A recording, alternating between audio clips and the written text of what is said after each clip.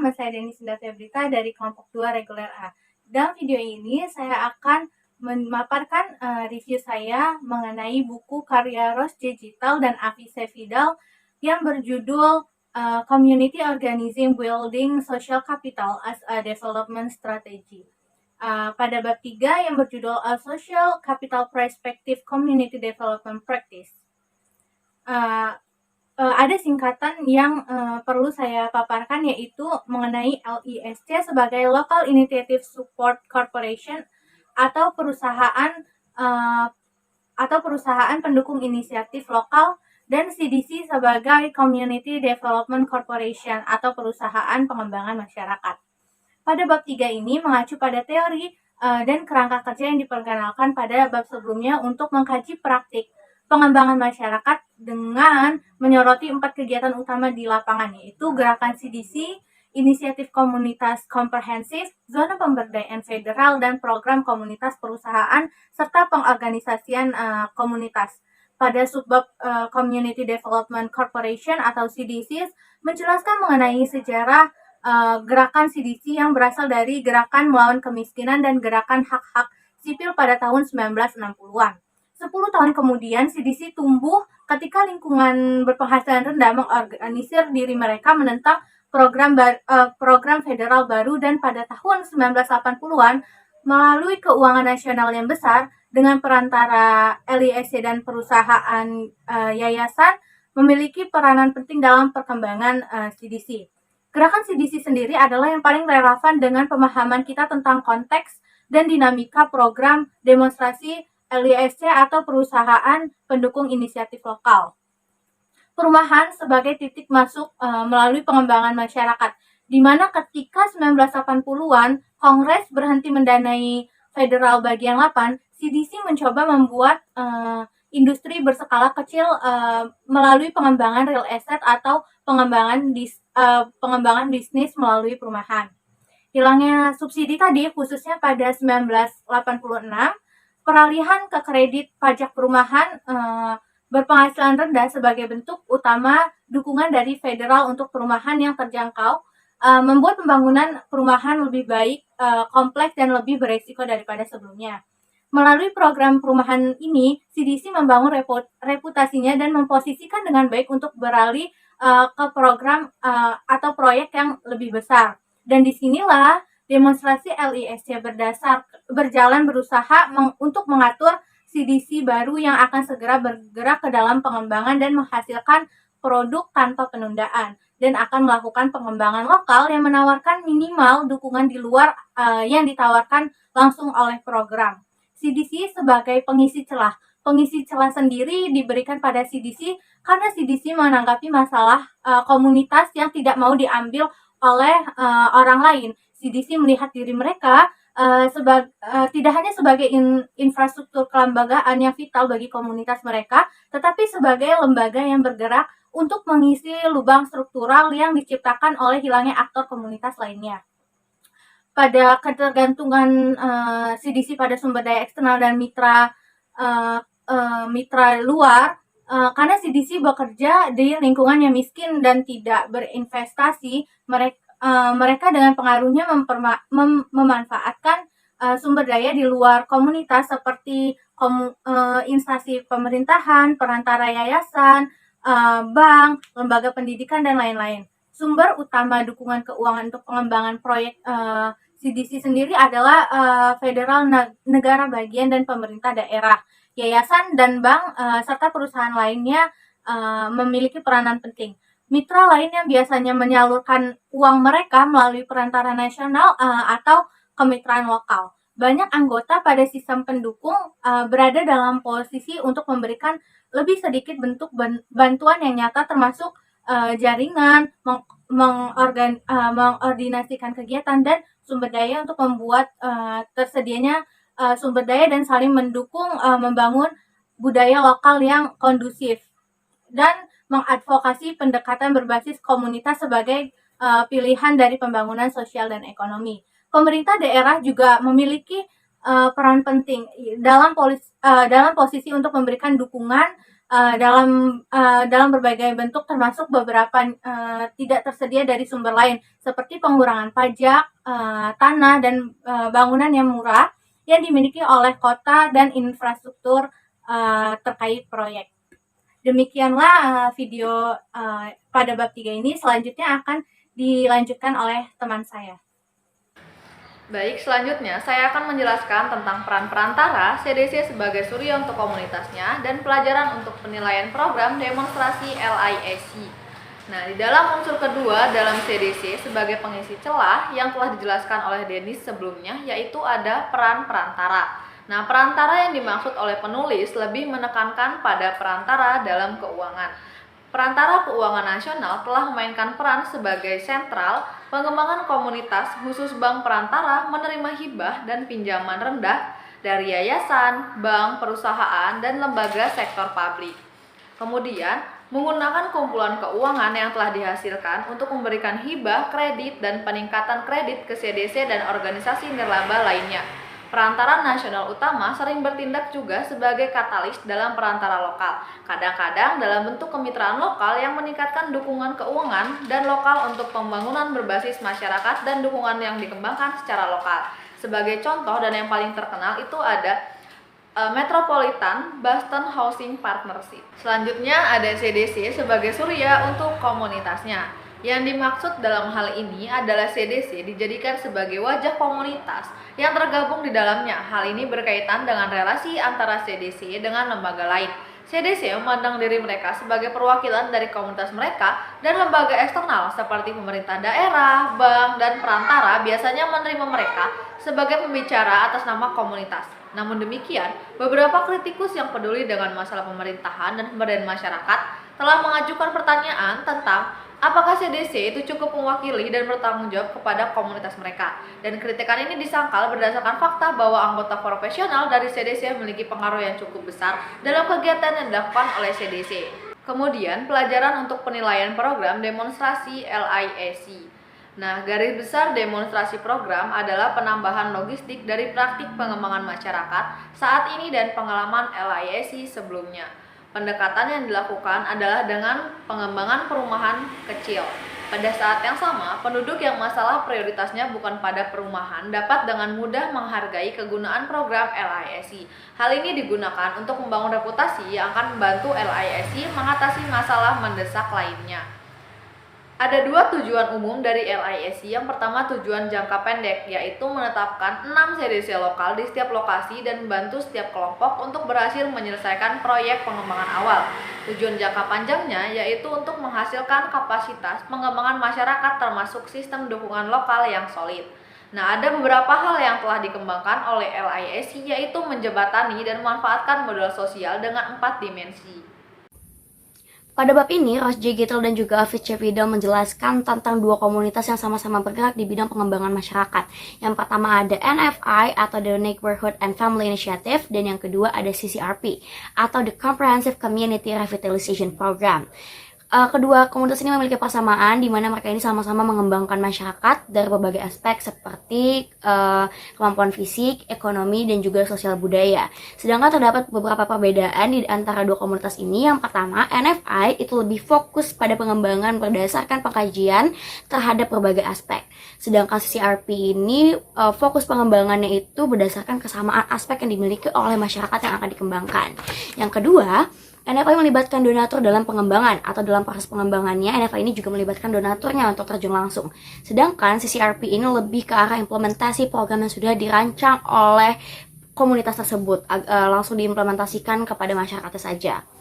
Dan yang ketiga, NFI ini cenderung menggunakan metode PRA atau Participatory Rural Appraisal, sedangkan CCRP ini cenderung ke arah metode PAR atau Participatory Action Research. Selanjutnya, Gittel dan Vidal ini juga menjelaskan dalam bukunya tentang CCIS yang ideal itu seperti apa.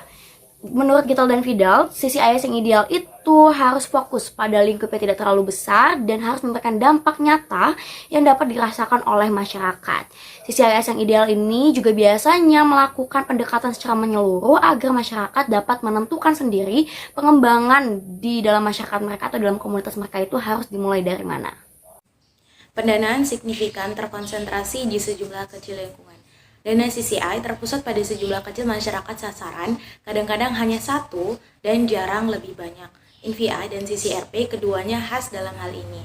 Meskipun sumber daya yang tersedia untuk inisiatif relatif kecil untuk konsumsi komprehensif kebutuhan masyarakat, mereka tetap signifikan. Sebagai contoh, NVI telah menyediakan masing-masing dari 4 kolaboratifnya dengan $9 juta selama 7 tahun program, dan CCRP mengangkat lebih dari $9 juta untuk mendukung pekerjaan di 5 lingkungan. Sebaliknya, total dana untuk program demonstrasi LEAD sekitar $5 juta. Untuk mendukung program yang aktif di 18 lingkungan, pendanaan yang tersedia di bawah CCL cukup substansial untuk menarik perhatian dan partisipasi dari berbagai aktor lokal, dan harapan yang jelas adalah bahwa pendanaan langsung filantropis pada akhirnya akan meningkatkan partisipasi orang lain. Pendanaan ini cukup fleksibel dan yayasan sponsor berusaha memastikan tempat-tempat yang berperan serta mereka tetap berkonsentrasi pada inisiatif dan menunjukkan kemajuan yang substansial. Mereka dapat mengandalkan dukungan untuk waktu yang berkelanjutan, misalnya 5-10 tahun. Semua pihak mengakui bahwa tingkat keparahan dan keuletan masalah yang ditangani berarti mereka harus bersiap untuk tetap berada di jalur sampai hasil penting terlihat jelas dan program mengembangkan basis dukungan lokal yang stabil. Usaha berkelanjutan dari CCI selama periode sepanjang ini jelas membutuhkan kepercayaan dan kerjasama di antara orang-orang yang terlibat dalam hubungan jangka panjang. Namun, kita tahu sedikit tentang apakah dan bagaimana CCI berhasil membangun modal tersebut di antara calon pendukung pengembangan masyarakat. CCI umumnya membutuhkan waktu yang cukup lama untuk berjalan. Setidaknya membutuhkan 12-18 bulan pertama untuk mengatasi partisipasi dan masalah tata kelola pemerintahan dan terlibat dalam strategi atau program perencanaan.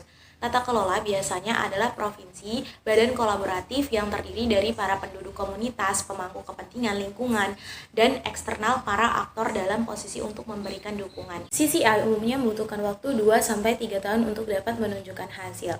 Selanjutnya yaitu zona pemberdayaan federal dan community perusahaan. Program zona pemberdayaan dan komunitas enterprise diperagakan oleh Kongres pada tahun 1994. Adalah pusat dari kebijakan federal saat ini dirancang untuk merevitalisasi masyarakat. Secara konseptual, program ini memiliki banyak kesamaan dengan CCI. Brown 1996 menjadi memungkinkan meskipun itu mengharuskan setiap zona menangani masalah peluang ekonomi minimal. Ini mengamanatkan bahwa daerah memulai upaya mereka dengan proses perencanaan strategis, tetapi mendorong partisipasi penduduk yang sangat luas, tetapi memberikan waktu terbatas untuk penyelesaian rencana. Ini berusaha tidak hanya untuk merangsang proyek dan program tertentu, tetapi juga untuk mengubah pengaruh komunitas miskin terhadap kebijakan yang mempengaruhi mereka, dan cara agen luar berhubungan dengan komunitas dan penduduknya. Ini berbeda dari CCI secara eksplisit, membutuhkan partisipasi pemerintahan federal, negara bagian, dan lokal. Selanjutnya yaitu desain program dan implementasi awal. Situs yang berpartisipasi berhasil bersaing untuk mempertunjukkan dengan yang pertama, terlibat dalam proses perencanaan strategis berbasis luas, yang kedua, mengidentifikasikan area target yang memenuhi kriteria yang diterapkan mengenai kebutuhan penduduk, misalnya tingkat kemiskinan dan pengangguran, dan yang ketiga yaitu menyusun rencana strategis yang mewujudkan 4 prinsip utama, yaitu peluang ekonomi, pengembangan masyarakat berkelanjutan, kemitraan berbasis masyarakat, dan visi strategis untuk perubahan.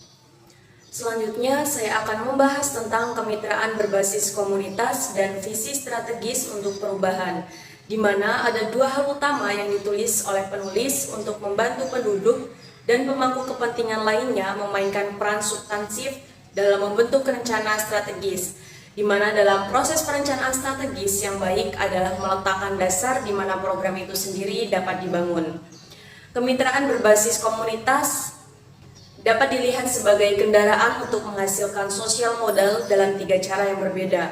Yang pertama yaitu mereka dapat membuat dan memperkuat organisasi dan kolaborasi dalam masyarakat, di mana hal ini melibatkan anggota masyarakat dengan menetapkan prioritas, mengembangkan program, dan berpartisipasi di dalamnya. Mereka tidak hanya memperkuat ikatan yang lemah, tetapi juga meningkatkan infrastruktur kelembagaan masyarakat. Yang kedua yaitu pedoman program Empowerment Zones atau Enterprise Communities, yang dimana menekankan pentingnya penghubungan wilayah dan penghuninya dengan sumber daya dan peluang eksternal, di mana hal ini memberikan mereka lebih banyak suara dalam pengambilan keputusan yang mempengaruhi kehidupan dan komunitas mereka. Tujuannya yaitu jelas untuk menciptakan bentuk-bentuk yang menjembatani atau memanfaatkan modal sosial, yang akhirnya perancang program federal bermaksud agar kapal mitra yang dibuat akan meningkatkan tingkat koordinasi dan kolaborasi antara entitas publik, swasta, dan nirlaba dalam mendukung proyek dan program peningkatan zona. Aspek program ini untuk meningkatkan modal dari sumber lain dan juga untuk mendorong yurisdiksi lokal untuk membangun struktur pendukung untuk revitalisasi zona. Selanjutnya yaitu ada visi strategis untuk perubahan, bahwa setiap wilayah harus memiliki visi strategis untuk perubahan dalam memperkuat tema yang dibutuhkan masyarakat untuk memandu upaya selama implementasi program. Untuk alasan ini, empowerment zones dan enterprise communities biasanya mengidentifikasi lembaga utama di mana dana program sektor publik disalurkan dan didistribusikan. Selanjutnya saya akan membahas tentang pengorganisasian komunitas sebagai strategi pengembangan masyarakat, di mana menurunnya dukungan politik dan publik serta terbatasnya dana untuk pengorganisasian menjadi salah satu penyebab advokasi pengembangan pada aspek masyarakat kurang menonjol, dikarenakan Community Development Corporation. Bagian lainnya adalah kesulitan memiliki satu organisasi yang mencoba untuk secara bersamaan memimpin protes konfrontatif terhadap lembaga keuangan dan balai kota, dan kemudian mencari dana untuk tujuan pembangunan. Hal ini menyebabkan Community Development Corporation ini menuai kritik dari Schiffman dan Motley karena mengabaikan tujuan utamanya dan menyimpulkan bahwa pengorganisasian masyarakat dan pengembangan masyarakat ini tidak sesuai. Padahal peran pengorganisasian masyarakat dalam pengembangan masyarakat ini dipahami secara luas sebagai restrukturasi hubungan politik, ekonomi, dan sosial untuk menghasilkan kualitas hidup yang lebih tinggi bagi warga, bukan hanya sebagai pembangunan fisik. Dalam hal ini, Local Initiative Support Corporation mengambil upaya khusus untuk memastikan bahwa Community Development Corporation yang baru diselenggarakan mewakili kepentingan masyarakat luas dan tidak bersifat pragmatis, tidak selalu bergantung pada pihak luar dan memiliki jembatan dengan orang lain di luar mereka. Pengorganisasian konsensus memiliki tujuan yang sangat berbeda dari pengorganisasian konfliktual. Tujuannya adalah untuk mengembangkan lingkungan kepemimpinan, mengatur berdasarkan komunitas, mengontrol organisasi, saling menghormati, dan memanfaatkan hubungan antara pemimpin dan organisasi dalam daerah yang cakupannya lumayan besar seperti di kota metropolitan yang mendukung kegiatan masyarakat. Sebaliknya, pengorganisasian konfliktual memperhatikan pada lebih memfokuskan pada perkembangan ikatan yang kuat ke yang lemah. Pengorganisasian konsensus berbeda dari pengorganisasian berbasis konflik dalam dua hal penting. Yang pertama, pengorganisasian konsensus secara sadar berusaha untuk melintasi garis kepentingan lingkungan yang ada untuk membangun kepemimpinan dan organisasi yang baru daripada bekerja melalui saluran yang ada. Tujuannya adalah untuk menciptakan organisasi dan memimpin yang berakar luas dan diterima di komunitas mereka. Kedua, daripada konfrontasi dan tindakan hukum, pendekatan pengorganisasian konsensus lebih menekankan pada swadaya dengan prioritas pada pengembangan kemampuan warga dan bangunan dan menjembatani secara metropolitan, publik, pribadi, nirlaba, dan mendukung masyarakat.